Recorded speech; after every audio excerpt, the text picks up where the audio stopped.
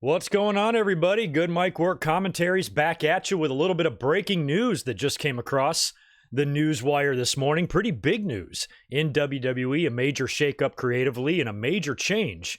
And that is that Eric Bischoff has been, I suppose, fired by WWE. It has pretty much been confirmed by several sources that he was let go from his position as executive director of WWE Smackdown and will be replaced by Bruce Prichard. So both men rejoined the company earlier this year. Bischoff came in with Paul Heyman a few months ago as they were both hired to be executive directors of Raw and SmackDown respectively. And we discussed this in detail when the announcement was made. We talked about how this could benefit both shows and how WWE actually finding people to be in charge of a particular show is probably good instead of, one guy kind of overseeing everything. So we thought the move initially was going to be very good for WWE. Now, I expressed my concerns with someone like Bischoff coming in to take this role. Paul Heyman, I had no issues with or no concerns about because he's been involved in the creative process in professional wrestling for a lot longer than Eric Bischoff, and he's been more of a creative guy than I think Eric Bischoff was. Eric Bischoff was the executive producer of WCW for so long, and if you remember, his WWE run was actually not that long. He was only an on-air talent from 2002 to 2005. So I wasn't sure right from the start if he was going to be the right fit creatively, but, who am I to say? I'm not hiring these guys. So I thought that the hiring was weird at the time. And I remember in that very video, I think we even discussed it, that we were surprised that Eric Bischoff seemed to have leapfrogged Bruce Prichard. With him coming in and all of his past experience with WWE and all of his years there, he's been in and out of the company ever since 1987, for about 32 years. And you would think that he would be a more suitable role for something like that than Eric Bischoff. And here we are just a few months later, Eric Bischoff is gone already and replaced by Bruce Prichard. So this is pretty big news in the company. I apologize. I'm kind of getting my notes together here as I'm reading this, but I wanted to read you the exact press release too. The news, I got this news from Fightful.com, which is where I seem to get all of my news these days. I'm not sure who actually broke the story first, but the story I'm going to read you here comes from Sean Ross Sapp, and he was the one that reported this initially and was confirmed to him by WWE that Eric Bischoff is actually gone from the company. So when this news first broke, we thought maybe Eric Bischoff was just taking a different role. Maybe they were repositioning him somewhere else. Maybe they figured, the role that they gave him isn't good for him. So they were going to put him somewhere else and replace him with Prichard, but that's not the case. Apparently he is gone from the company completely. And I put fired up on the thumbnail there because that's what it is being reported as. So if this is not true, or if Eric Bischoff was not fired and he resigned, then I apologize for misreporting this. But all of the news sites and all of the credible journalists out there are reporting that Eric Bischoff has actually been let go. So that's pretty crazy because I remember when he was hired, he was tweeting out all of these pictures of him and his dog driving cross country to relocate to Connecticut. I feel bad for the guy. I know he's got a really happy life in Wyoming, and I'm almost certain that he did not sell off his house and everything to take this job. I'm sure he still has all of that. But the fact that he went through the trouble of relocating across the country at his age, starting a new job, I wasn't even sure when this news broke how long he was going to be with this position, and somebody that's, at his age now, I did not see him jumping back into a full-time stressful position like this. And we talked about that when that announcement was made. So the fact that this happened so quick, I'm curious what the motivation was. I'm curious what went on behind the scenes that led to this decision. If Eric Bischoff wasn't cutting it, or maybe if Eric Bischoff didn't like the job, that's also possible as well. Or maybe Vince felt that Bruce would be a better fit there. But WWE actually released a statement on this below, or excuse me, I'm going to read it below here. They released this earlier today from WWE. WWE announced today that it has named Bruce Prichard the executive director of Friday Night SmackDown, reporting directly to WWE chairman and CEO Vince McMahon. Prichard will oversee the creative development of Friday Night Smackdown on Fox and ensure integration across all platforms and lines of business, replacing Eric Bischoff. Very similar to the press release they issued when Bischoff was hired. Prichard brings nearly 40 years of experience in sports entertainment with an extensive background in character development and creative storytelling. Over the course of his career, Prichard has served in a variety of roles, including announcer, producer, agent, and on-screen personality. Earlier this year, Prichard returned to WWE as a member of the company's creative team. So when you look at what this just means basically that Prichard was going to take the role that we kind of thought he was already going to have. And I saw some people expressing concerns on Twitter because we all love Bruce Prichard. I listen to his podcast every week with Conrad. Bischoff's got one as well, and I'm sure a lot of questions will be answered on upcoming episodes of both 83 Weeks and Something to Wrestle in terms of what led to this decision and all of the juicy bits we can probably get right from the horse's mouth in the next couple of weeks on the podcast. But I did see some people on Twitter saying things like, Bruce does have the reputation of kind of being a yes man. We hear that in the podcast with Conrad. Conrad gives him shit all the time for just defending everything WWE does. So I'm not sure if Prichard is the guy that you would even want there. And again, I'm no expert, so I'm not trying to judge. I'm not trying to say who would be better in what role because I don't know these people. But you would think that based on Bruce Prichard's history and based on some of the problems we see on WWE TV, the last thing in the world that they need is somebody that's just going to do whatever Vince McMahon says. And maybe that was part of the problem with Eric Bischoff. Maybe he didn't. Maybe he did stand up for himself. Maybe he did fight for things and just didn't roll over and play dead like WWE expects you to do. And maybe that's where the tension started. So Bruce Prichard, to me, seems like a guy that whatever Vince wants to do, no matter how fucking crazy, he's just going to go ahead and do it. Now, over on Monday Night Raw, since the announcement of Eric Bischoff and Paul Heyman being executive directors of TV was announced, Raw has not gotten better. They've had some moments of greatness, but for the most part, they have gotten progressively worse. So again, Paul Heyman, even though he's the executive director of TV, how much control does he really have? At the end of the day, it really all comes down to Vince McMahon, and I think that's being proven because we were all super excited about Paul Heyman's announcement, and we've seen a couple of things on Raw that you can tell has his fingerprints on it, but at the end of the day, it's still WWE. And no matter who's in charge, there's really only one guy in charge. So even though I think Raw and SmackDown both have problems, I'm not really surprised that Eric Bischoff is gone. I guess I'm surprised that it happened this fast, but I had my concerns right from the start that long-term, this wasn't going to be a job that Eric Bischoff, number one, would want, and number two, WWE might not even be happy with him. Like I said, his run in the company was only 3 years. So it'll be interesting to hear the fallout from this, to hear more details on this. So far, the only thing that I've been reading aside from his departure is that it was confirmed by Sean Ross Sapp of Fightful that WWE has in fact let him go completely. So he will not be repositioned at all, and he's gone. And now we can get the speculation going on what he's going to do. There's another wrestling company out there right now that just happened to be on a network that Eric Bischoff is extremely familiar with. Could we see this guy back on TNT? And the funny thing is I even mentioned Eric Bischoff's name this week. I talked about him in my podcast on Saturday because I'm going to be going on the Chris Jericho cruise this coming January. Shout out to Chris Jericho, by the way, who shot me a retweet early this morning. Bischoff has been listed as a guest on the ship ever since it started. And they've changed a lot of guests. They've had some guests drop off and they've added some different ones. So I thought once Eric Bischoff took this job as an executive director of SmackDown that he was going to be off that boat. WWE was not going to want him there hobnobbing with AEW people. But all of this time, his name has not come off the list. So I was always wondering how the executive director of WWE SmackDown, with very detailed knowledge of the inner workings of WWE is going to be going on basically an AEW cruise, a boat that's just loaded with AEW talent, and we're going to be at sea during a Wednesday. There very well might be a Dynamite show on that ship. Who knows?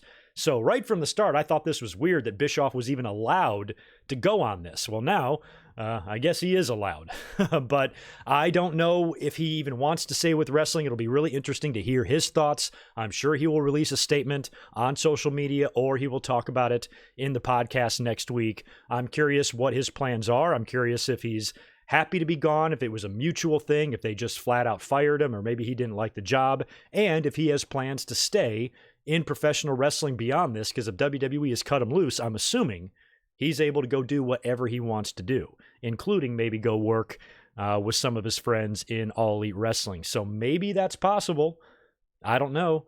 I don't know if AEW wants to make the same mistake TNA did and bring in Hogan and Bischoff and everything to completely run the company, but maybe bringing him in as a creative person, don't give him any sort of power or don't put him in charge of everything, but just bring him in and have his brain there might not be a bad thing for All Elite Wrestling. And it would be really crazy to see Eric Bischoff appear on TNT television again one day. So this is pretty interesting news, but like I said, I don't think it's groundbreaking. I don't think it's earth-shattering, but it is interesting, especially how recently these hirings were and how quickly it all went downhill. So I know I'm not giving you guys too much information on this little live stream because there's really not any information out there right now, but I'm sure we'll learn more and we'll learn why this happened, what led to it, and what the motivations were. So what do you guys think about all this? I'm not even looking at the chat right now. We got 200 people in here listening to me. That's not too shabby for a random live stream that's going to last probably less than 15 minutes. Well,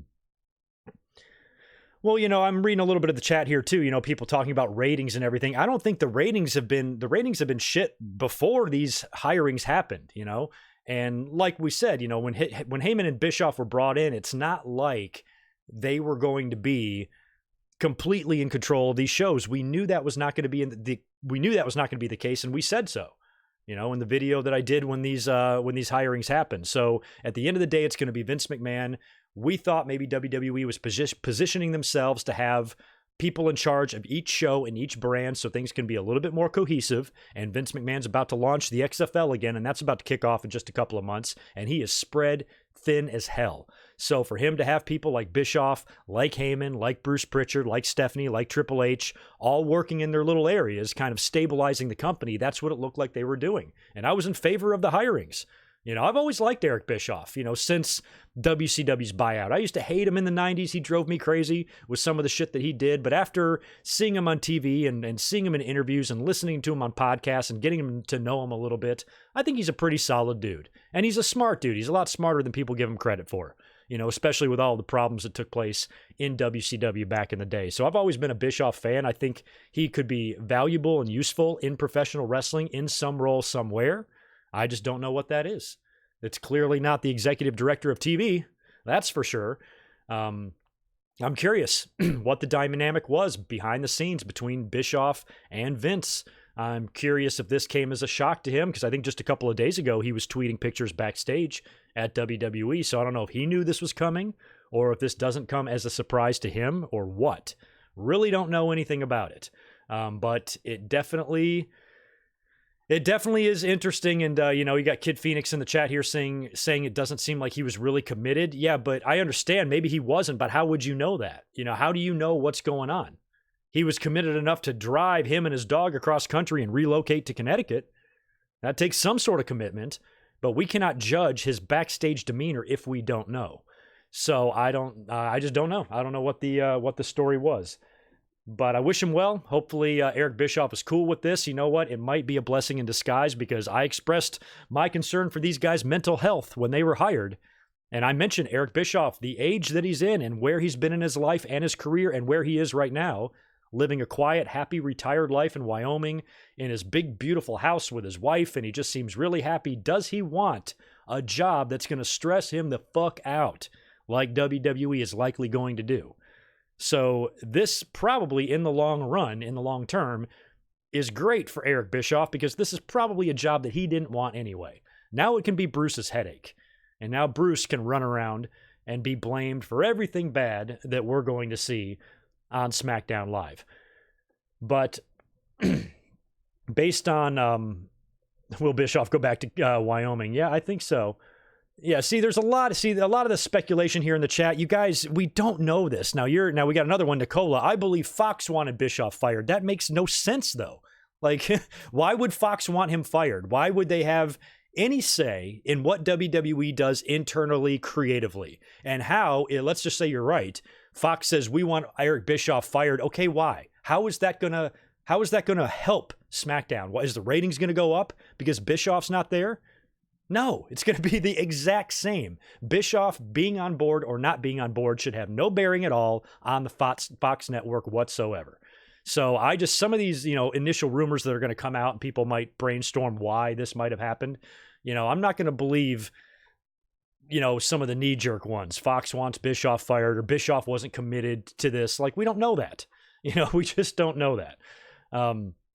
Ratnick, you might be right. I guess this pushes back his Hall of Fame induction, but I hope not. I hope what happens is when we hear the story here and the details start coming in more and more, what I'm hoping is that it turns out that it was a mutual thing. I'm hoping that it was Bischoff saying, look, I just want to leave. This fucking sucks. I hope whatever it is, it didn't devastate him. I hope he's not pissed. I hope he's not like, well, damn, I uprooted my life, moved all the way across country, and you assholes fired me. Hopefully it's nothing like that. Hopefully this is something that's basically for the best in the long run for not only the WWE, but Bischoff personally. And I just hope that he's happy and he doesn't feel like he wasted the last, 6 months of his life, basically, is what I'm hoping. So interesting. Yeah, I'll check the super chats, dude. I know I got one or two. Don't worry. I'm busy talking here. Where'd I miss that one? From Chris. Thank you, brother, for the $5. Do you think they paid him out his contract and made him sign no compete so he can't go to AEW? I have no idea, dude. That's what we're saying. We don't know the details. I'm sure more details will come out. I don't know. I mean, I think if WWE is going to let someone in his position go who's not an independent contractor, who's not a piece of talent and signs a talent contract, he should be able to go wherever he wants without a no compete. But, I do know they have had creative people signed to contracts before. After Russo and Ferrara left back in 1999, they started implementing that, but I don't know if that still is in effect now, since WWE's remained mostly competition free for the past 20 years. So if they let him go, I would hope that he would not be restricted and could go wherever he wants. But if they paid him out his contract, then yeah, maybe he is forbidden to go to All Elite Wrestling. That is very possible, but you just don't know at this point. Hopefully we'll get more details on this in the next couple of days.